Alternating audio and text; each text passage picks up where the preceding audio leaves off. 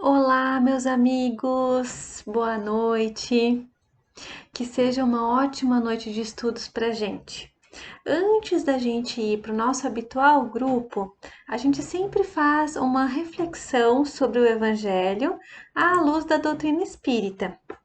Então, a ideia para hoje é que a gente possa refletir um pouquinho a passagem da tempestade acalmada. E essa é uma passagem que vem do Evangelho de Lucas, capítulo 8, versículos de 22 a 25. E essa passagem diz o seguinte: Então, certo dia, Jesus subiu a um barco com os discípulos e disse-lhes: Passemos à outra margem do lago.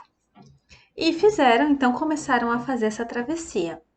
E conforme enquanto eles iam navegando, Jesus adormeceu. Desabou uma tempestade enorme, ventos, né? O barco se enchia de água, uma tempestade assim muito forte, eles corriam perigo. E aí, aproximando os discípulos, se aproximando de Jesus, despertaram ele, dizendo: Mestre, mestre, perecemos. E Jesus, porém, levantando-se, conjurou severamente o vento e o tumulto das ondas, apaziguaram-se e houve bonança. E aí, Jesus pergunta aos seus discípulos: Onde está a vossa fé? Com medo e espantados, eles diziam entre si: Quem é esse que manda até nos ventos e nas ondas e eles lhe obedecem? Então essa passagem, ela pode ser vista, pode ser refletida sobre vários aspectos, né? Então aqui a gente vai trazer apenas alguns deles, né, para a gente conversar um pouquinho. No Evangelho Redivivo, um livro da FEB, tem reflexões, apontamentos importantes sobre essa passagem, né? Então é de lá que eu trago algumas das coisas que a gente vai conversar hoje. Então, a primeira coisa que a gente pode pensar é nessa força de Jesus sobre as forças da natureza. Então, o mar estava todo tempestuoso e de repente, né, ele consegue apaziguar tudo, né, muito tranquilamente, serenamente, né? E aí lá no livro Gênese do Kardec, ele já fala, já esclarece isso pra gente. Primeiro ele diz que a gente não conhece os segredos da natureza a ponto de ter certeza ou não, de ter clareza ou não, se tinha ali inteligências ocultas presidindo, fazendo com que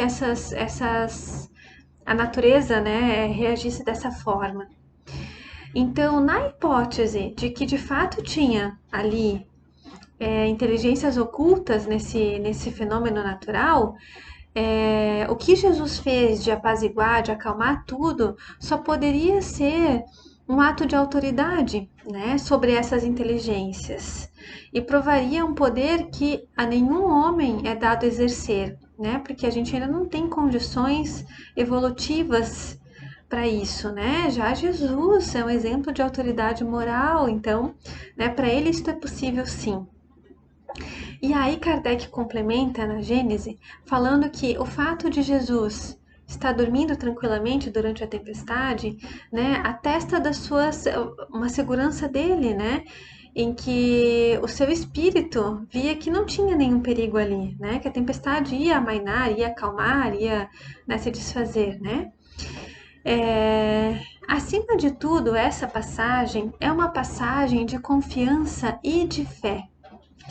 Quando primeiramente, né, os discípulos, mesmo tendo aceitado Jesus como Messias, como enviado de Deus, mesmo acompanhando ele diariamente, tendo convicção disso tudo, vivenciando tudo isso ao lado de Jesus, na hora da tempestade, na hora da crise, na hora dessas forças que escorriam da mão deles, né? Eles também deixaram se conduzir pelo medo, pelo desespero, né? Foram chamar correndo Jesus, né? Dizendo não importa que a gente pereça, mesmo tendo Jesus no mesmo barco, né?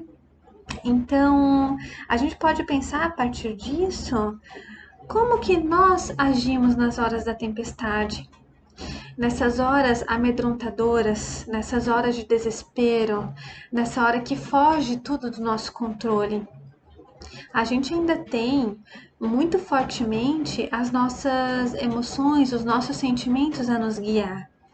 E não é o caso da gente pensar que vai chegar um momento que a gente não vai sentir medo, que não vai sentir angústia, que não vai sentir um tanto de desespero, porque esses momentos vão vir sim, inevitavelmente na nossa vida. Nós somos seres humanos, seres carregados de emoção e de sentimento, né?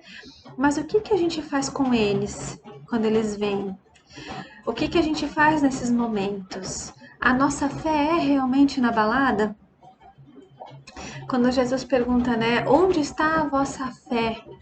Onde está a nossa fé mesmo? Será que a gente se entrega ao medo, ao desespero? Ou será que a gente consegue ter um mínimo de fé para conseguir ter um outro olhar sobre essas circunstâncias, né?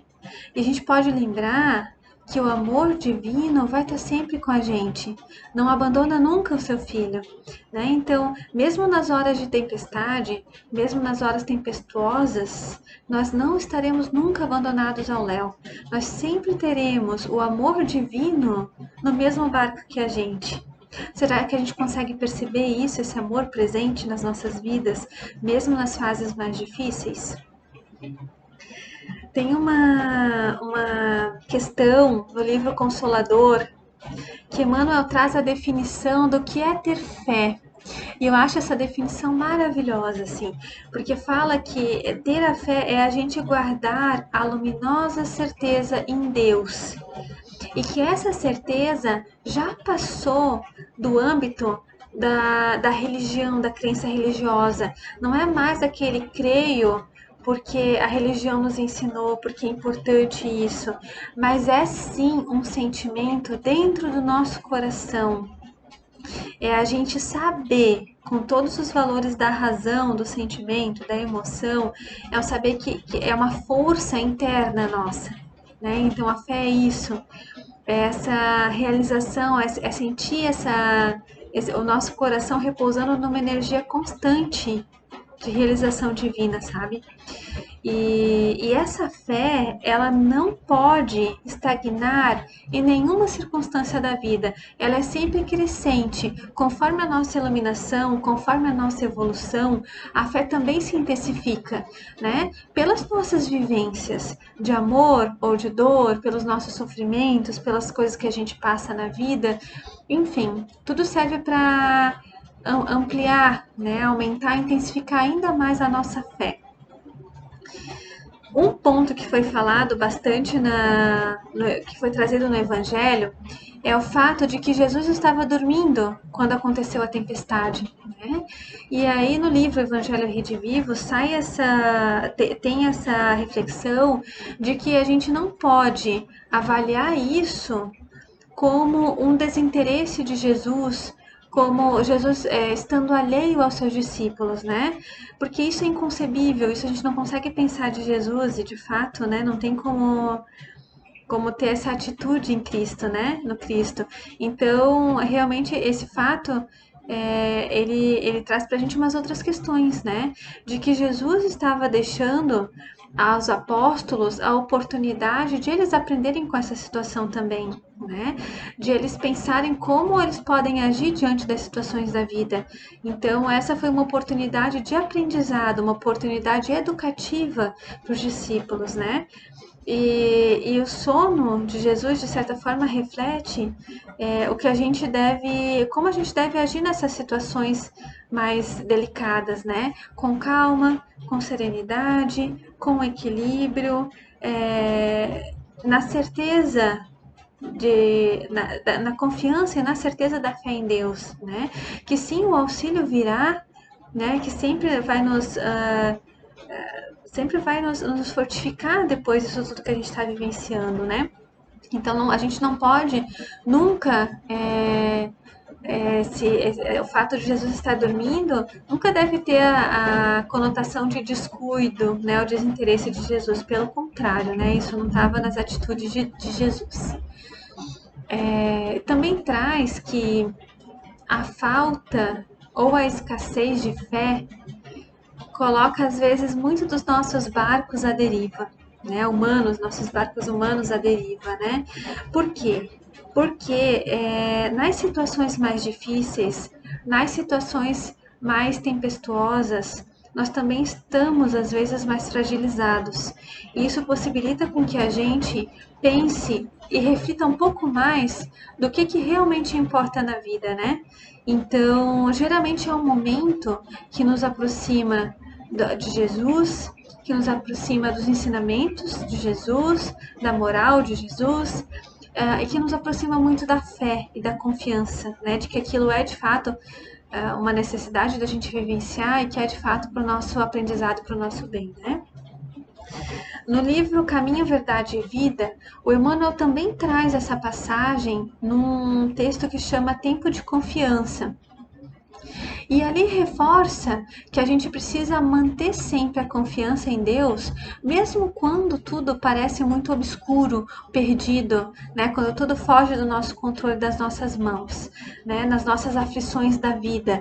Então, nessas circunstâncias surge a ocasião da fé, né? O tempo que é próprio para ter fé, né? Pra gente, o tempo que ele é próprio, né? No caso. Então, a misericórdia de Deus é sempre infinita. Então, a gente sempre vai ser amparado.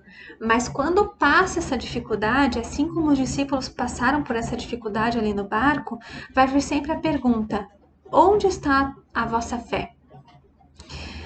E aí outros obstáculos vão surgindo até que essa nossa fé esteja realmente viva no nosso coração, esteja realmente sendo vivenciada nos nossos dias, realmente faça parte, né, do nosso ser. Então as dificuldades vão vindo para que a gente passe a enfrentá-las com serenidade, passe a vê-las com equilíbrio, né, passe de certa forma, encará-las como necessidades de aprendizado para a nossa vida, né? A Amélia Rodrigues, no livro Vivendo com Jesus, ela faz uma narrativa muito bonita sobre essa passagem do Evangelho, né? E ela traz uma reflexão um pouquinho diferente dessa, né, que a gente está trazendo até então. Né? Porque a gente vem falando dessas questões que acontecem na nossa vida, de situações externas com as quais a gente precisa lidar. E a Amélia Rodrigues, nesse livro, ela fala sobre as tempestades que estão dentro do nosso coração, né? Os tormentos que estão dentro da gente, dentro do ser humano. E aí ela traz que lá no lago, o Mar da Galileia, né, foi fácil para Jesus aplacar as fúrias, né, ordenando seus agentes que os fizessem cessar, o que logo aconteceu. E para as tormentas do nosso coração, ele propôs inúmeras diretrizes para a segurança moral, para que a gente possa superá-las, né? Então a gente tem na lei de amor todas essas diretrizes para que a gente possa encarar as coisas da vida, né? E aí também Jesus nos ofereceu um equipamento muito apropriado para que a gente possa fazer essa travessia para dentro de nós mesmos, né? Que é o esforço pessoal. Então, a gente se esforçando pessoalmente é o nosso equipamento para que a gente possa ter esses aprendizados, né?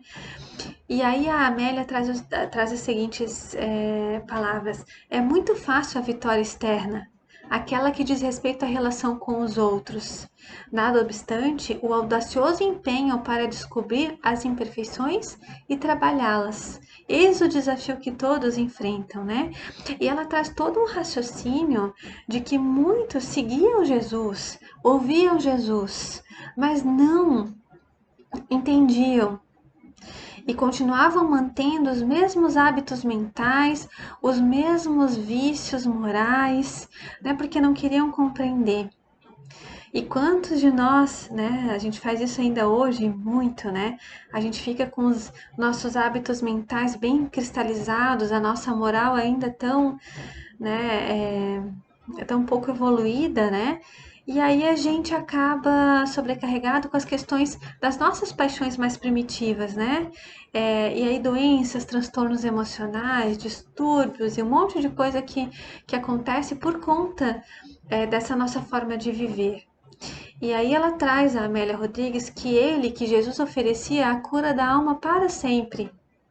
mas geralmente optavam pela recuperação, nós humanos, né, pela recuperação do corpo, mesmo que sofrendo o retorno das enfermidades, né?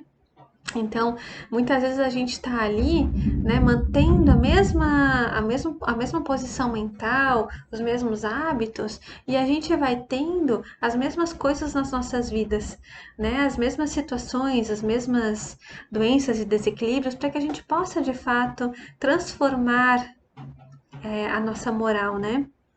Então, a Amélia traz essa reflexão que eu acho que é bastante importante para a gente fazer, e, especialmente nos dias atuais, né? Então, o Evangelho Jesus, ele precisa ser conhecido, e aí a gente estuda, né, para que a gente possa conhecer tudo que tem no Evangelho, mas ele precisa ser também sentido e também vivenciado no nosso dia a dia. Então, trazendo essa passagem para os nossos dias atuais, a gente tem vivenciado, tem vivido períodos muito turbulentos, muito tempestuosos, né, que fogem do nosso controle, no fim das contas, né? E aí a gente precisa olhar para aqueles que estão no mesmo barco que a gente, no caso, nós todos estamos no mesmo barco, né? Saber que ter a confiança e ter a fé de que nós não estamos abandonados ao léu, que nós estamos com Jesus no mesmo barco que a gente precisa valorizar um ao outro, acolher um ao outro, amar um ao outro, né? E também ter essa confiança de que Jesus está ali ajudando e nos guiando, né? E terminado isso, a gente sabe que vai passar esse período tão turbulento, né? Vamos nos perguntar onde está a vossa fé? E que esse período todo nos ajude para que a gente tenha a nossa fé bem, bem, bem viva no nosso coração, né?